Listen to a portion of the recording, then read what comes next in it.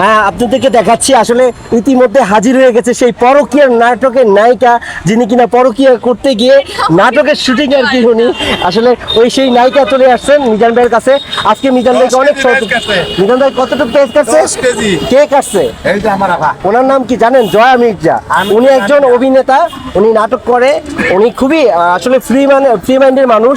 আমরা যারা এখানে ইউটিউবার, কন্টেন্ট ক্রিয়েটর, বিভিন্ন সংবাদকর্মী যারা আছে, উনি সুন্দর মতো সবাইকে মানে সুন্দরভাবে জবাব দিয়েছে প্রত্যেকটা কথার।